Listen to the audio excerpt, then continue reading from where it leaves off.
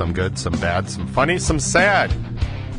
I will tell you with a fox, I will tell you with a box. On the box. Hard Rock.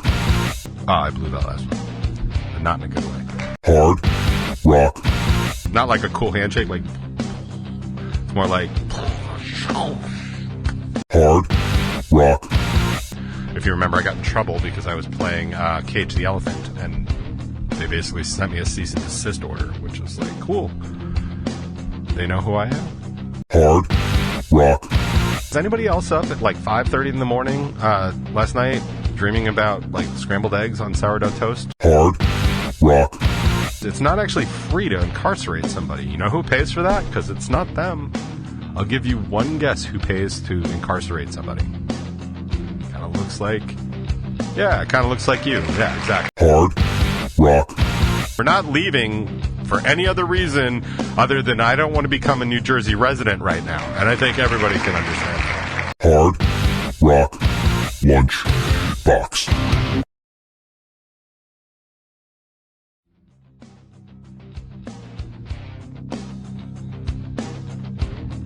What is up, everybody? It is I have returned, your fearless host. Well, fearless might be stretching it a bit, but certainly your host for the Hard Rock Lunchbox, and of course, the top 20, which we are now just beginning both of, because much like Schrodinger's cat, I can be in two places at once.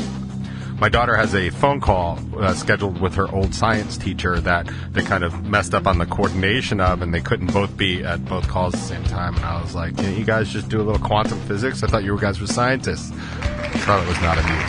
However, Charlotte is on the world's largest high currently because she scored another round of Halloween candy this year. She got a friend to go with her.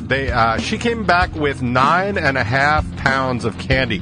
If you're keeping score at home, 9.5 is 1/2 more than days Ferris Bueller took off. So, yeah. 9.5 times, Mrs. Bueller.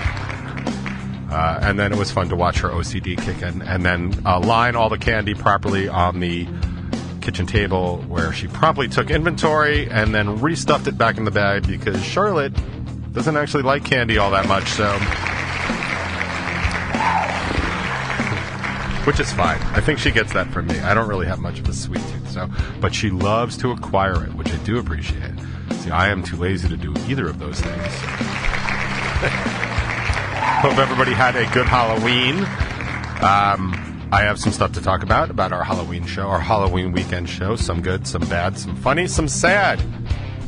I will tell you with a fox. I will tell you with a box. On the box. I totally blew that one. I'm just going to cancel the show. That's it. Goodbye, everybody. I'm kidding. I actually have a few things to talk about, and I really just don't know what's important. So I'm going to kind of just let the, run like a free thought experiment. I'm drawing a blank, which is probably not a good way to start a free thought experiment if you're playing at home.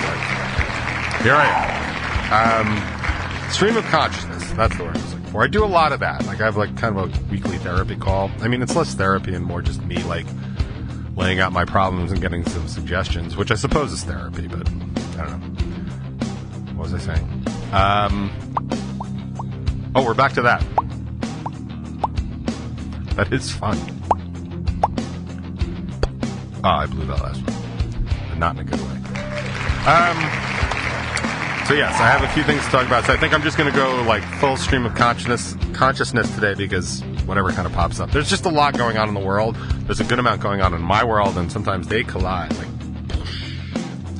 Not like a cool handshake. It's more like...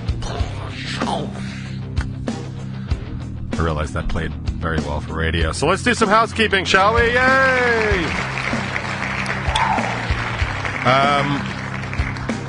Dude, I have to issue another really an honest to God public apology. I am so sorry. I have been so not keeping up with my top 20 duties. To put things in perspective, like, here's what normally happens. I usually record the show on Thursday, right? And I record the top 20 at the same time, because it's top 20 is the first 20 minutes of the Hard Rock Lunchbox. And then somewhere between Friday and Saturday, I just pare down the audio so I can release the podcast of the Hard Rock Lunchbox and the podcast of the top 20. All available, by the way, on Spotify and Apple. So if you ever miss the show, like, it's on Spotify within a week, so you can just catch it there. But I edit that down because I have to take out any songs and stuff like that, because I'm not allowed to put those in podcasts. Long story, whole other show. If you remember, I got in trouble because I was playing Cage the Elephant, and they basically sent me a cease and desist order, which was like, cool. They know who I am. But yeah, so normally between Friday and Saturday I do that, and by Saturday morning, by Saturday like noonish, everything's done, and I have everything posted and everything. It has been so bad the past few weeks. Several weeks? More than several weeks. So we might be up to, it's been so bad for the past couple months that what's happening is, like, I don't even get to post the video of the top 20 sometimes until like Tuesday or Wednesday night. I know it was like maybe last week or the week before, like, I was literally posting it at Wednesday night at like 9 o'clock, which is 3 hours before the damn thing even comes out. Like, there was half of me was like, I wonder if that's going to finish rendering by midnight. It's like, I'm so far behind, and there's a lot of reasons why that is. There's a lot of stuff coming together at the same time that's really, really screwing me up. And it's really just exacerbated. I'm exasperated. The situation is exacerbated by the fact that my scheduling just isn't as good as it used to be. My time management. Like, I used to be able to... I think it's because I just used to do things quicker. So, like, my schedule and time management was just easier to do or whatever. But what's happening, like, right now is that I've just too many things going on, and I physically run out of actual time to do things, and I'm just not getting them done. So I want to issue this apology that I started 5 minutes ago to anybody and everybody that comments or watches the top 20. I really do read all the comments. I just have not done them over the past several weeks. I know Bill comments on most of the videos, so I assume he's still doing it. If he's not, I totally understand. But I will get back to that. It looks like my horizon kind of opens up a little bit once we get to December. In full disclosure, I might take that time to just sort of rest, because I've got some physical things that are going on now because of the constant stress and adrenal fatigue and all that other stuff. Nothing you guys haven't heard me complain about before. But yeah, I just want to apologize. Like, I'm not ignoring anybody, and I never take anybody for granted. I physically do not seem to have the time to get to all these things. Like, for example, like last night, like, I'm going into the studio today to track rhythm guitars, and last night I was on a call at like 9 o'clock to like 10:30, and while I was on this call that I was really supposed to be paying attention to, like, I was also doing a backup of my Helix settings and making a copy so that when I get into the studio I can just update and make any changes I want to the recorded version, the recorded settings, as opposed to messing with my live settings, which I don't want to do because those are dialed in to work kind of with a band in the live setting, not necessarily recorded. But, like, that's literally what's happening. Like, what should be one of the most important things going on in my existence right now is really playing second fiddle to this other thing I was working on, which is just, like, that's bananas. Like, I would imagine, like, I don't know, let's see who's in the chat. Like, Giovanna's in the chat right now, right? Like, if she was heading into the studio tomorrow to record her guitar track, not only would she probably be a mess, but she would be focusing on everything that she had to do to get it all ready. And then tomorrow, when she recorded those stuff, she would probably forget her guitar, her cables, her keys, and all that other stuff. But at least the night before, she would have been all set. And, like, I can't even manage to do that. So that apology is really for anybody that's posting comments. I know Jackie watches a lot, and I know she comments from time to time. Like, I'm not ignoring anybody. I will get to it, I promise. And thank you if you're still doing that. Like, I really do appreciate it. And I really appreciate anybody that's watching. Man, I am sweating from this apology. Dude, does anybody else know that it's like November? Like, come on, man. It's like 75 degrees outside. Like, good thing there's no climate change. I heard something funny before from Fox News, or it was a Fox News post. They were posting like a tweet or a Truth Social thing from Donald Trump, and he was slamming the current Democratic governor of New Mexico, basically saying that she's weak and that, she's responsible for the millions of illegal aliens coming into her state. And all I could think of is like, oh, well, if the governor's responsible for the millions of illegal aliens coming into your state, I guess the governors of Texas and Florida would also be responsible for those millions of aliens coming into their state too. And yet I don't see those tweets. don't know. Speaking of tweets, so Elon Musk finally took over Twitter, and within the first 24 hours, there were 1 million new accounts where everybody was screaming the N-word on it. So if you wanted to know what free speech looks like, it looks like white people getting to say the N-word with impunity so that they don't get beat up by black people. I would suggest that anybody that really wants to yell the N-word on Twitter should come up to the Bronx and yell it out in person, because there's not even a gun problem up there. So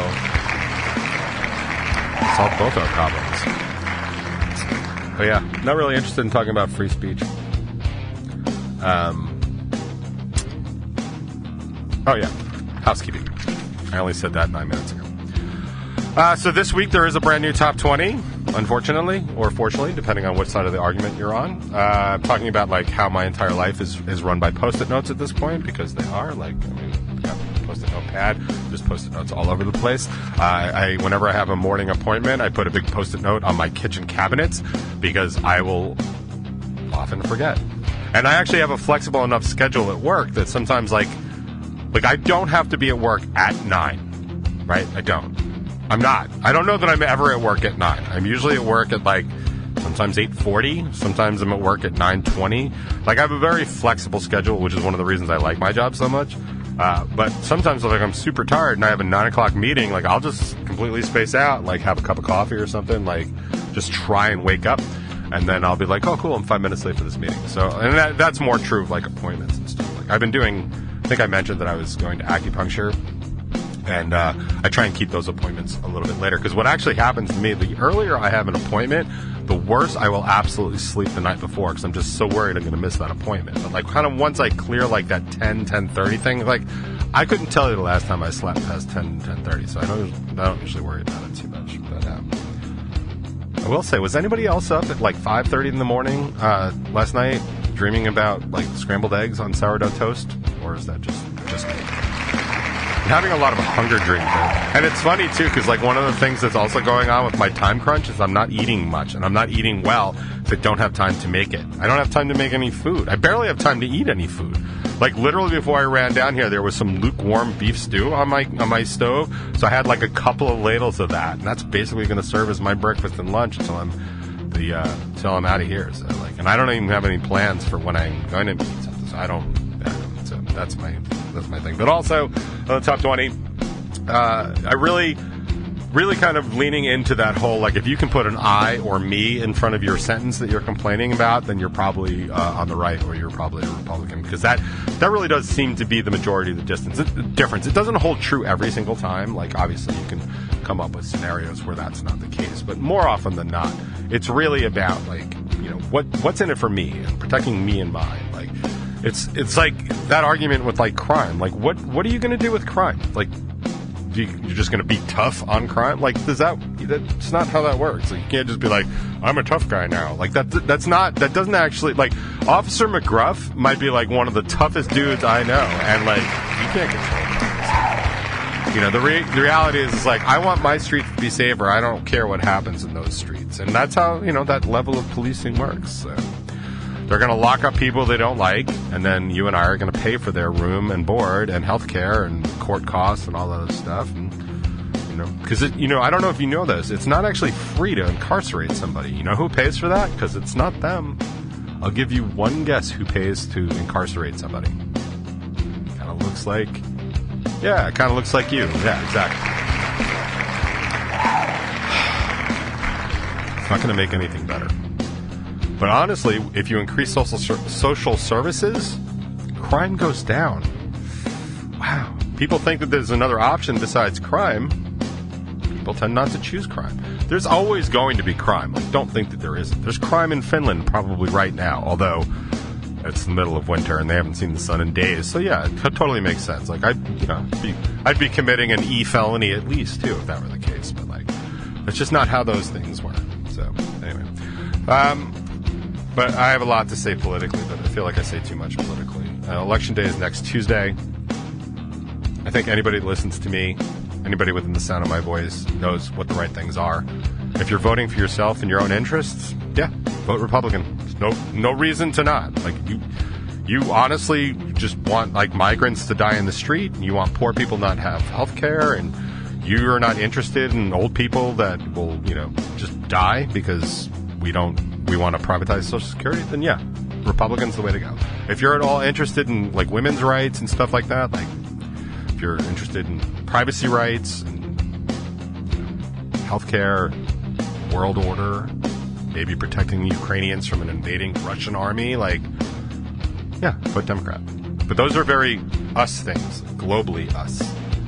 If you're voting Republican, you're voting for yourself. There's no other way around it. So just remember that on Tuesday. If you're going to vote on the right side, like, you're about you. And there's nothing wrong with that, but recognize it for what it is. The number of times I've had to, like, raise money for somebody because their health insurance ran out or government wouldn't cover this or that, like, you know who does that? Republicans. Republicans cause that because Democrats wanted universal health care. Insurance would never run out. Just keep that in mind. So I want to switch over from bad government behavior and bad people behavior to my favorite topic, bad band behavior. So we played this show just outside Scranton, Pennsylvania on Saturday night. We played a place called the Kingsland, isn't it? Kings something stage.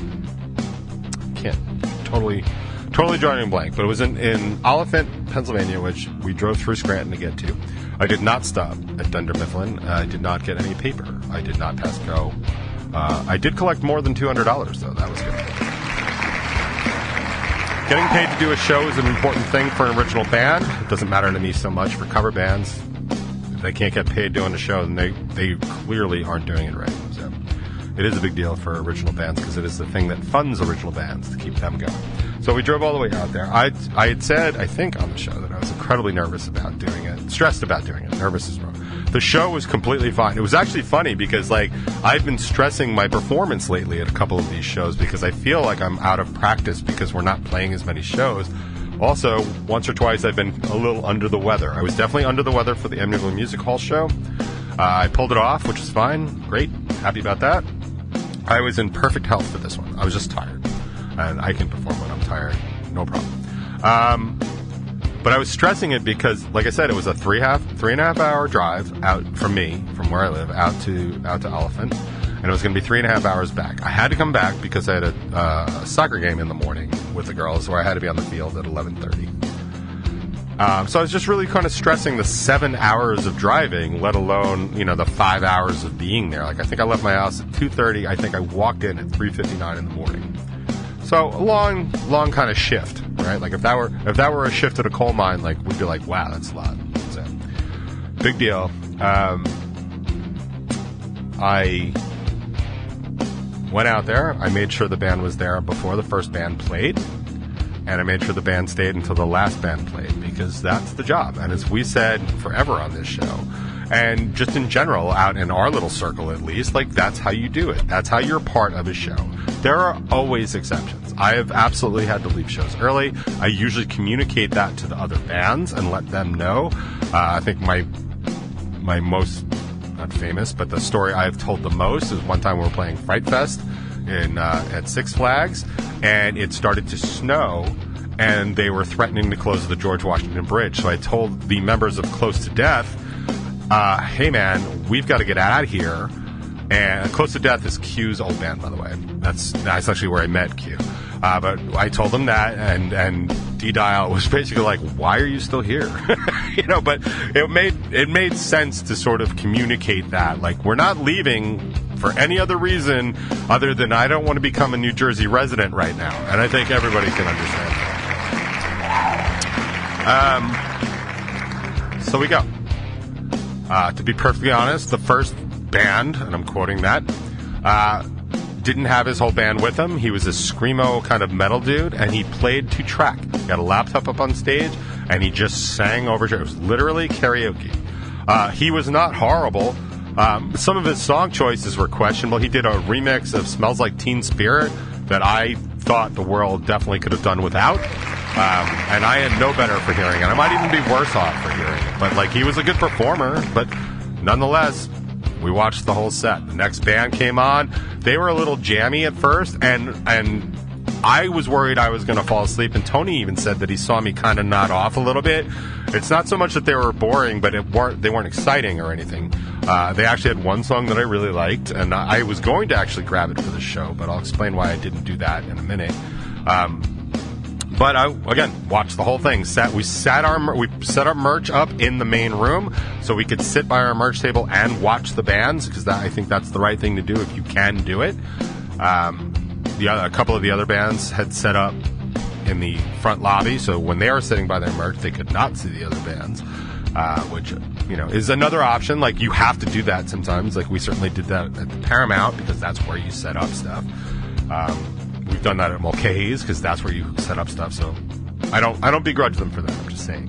And then the next band that was on was, like, kind of okay. Like, they were a little bit closer to our vein, so I was, like, really paying attention to see what kind of stuff they were bringing. To be perfectly honest, they had maybe 1.5 good songs, but they had what I thought was a bunch of potential, and I was interested in what they were going to do going forward and stuff like that. And they weren't a particularly young band, but, like, younger than Revel 9 is, so might be a good thing to hook up with.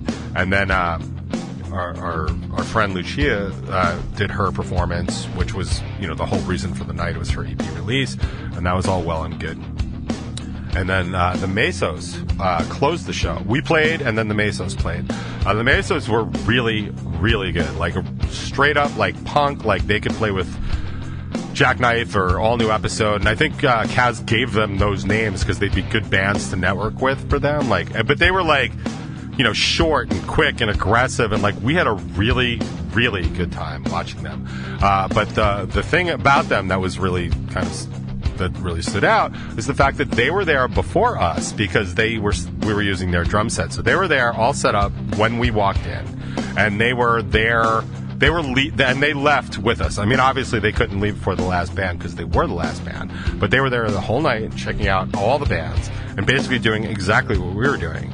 And the reason it was notable, because honestly, this is what I need you guys to understand, like, just in life in general, and certainly band stuff, it's the fact that you shouldn't remark on good behavior, right? Like, when somebody, like, does a good job, like, as your waiter or waitress or fruit server, I'm getting this PC wrong, but when somebody does a good job, like, that should not surprise you. That should be the norm. But you will find in your life, you'll be like, wow, that person really did a good job, because everybody else does such a bad job. And the fact that I'm remarking on the fact that the Mesos were cool enough to stick around and watch all the other bands should lead you exactly into thinking about what I'm going to tell you about the other 3 bands, because those other 3 dipshit bands all left. Like, 2 of them left before we even played, and then the third one left after 2 songs. Like, dude.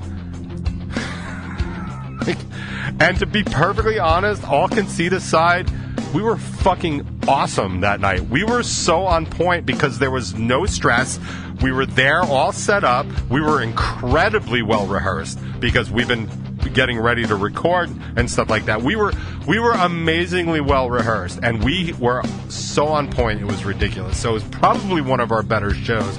So it wasn't that we were bad. It wasn't that we were playing music that nobody liked, because everybody that did stay, we were able to turn into fans and stuff like that. But these bands decided it would somehow behoove them and be, like, more important to just dip out of a show rather than network with a superior band that tours regionally and nationally and does all this other stuff. And, like, I'm not blowing my own balls here, but, like, we have a high enough profile that if I played you their songs or played you some of their music, like, you might like it and they might pick up a fan. Well, they can go fuck themselves right now, because walking out on me at a Revel 9 show when I've driven 3.5 hours to make sure I'm there on time to watch your shit band, and you have the audacity to throw that level of disrespect my way, I hope you fucking die in a fire, and I hope your band falls apart, because you're fucking garbage people. And that's really all you need to know about that. So I did not pull any music from any of those bands. I will be grabbing stuff from the Mesos, but for next week, because I want to give them a better lead-in. I don't want to lump them in with the pieces of shit that we did play with, because I feel like that would sully them. So I'm going to give the Mesos their own time and make you fans of that band, because those guys are cool, have good music, and are a worthwhile band supporting. The rest of them, they can fuck right off.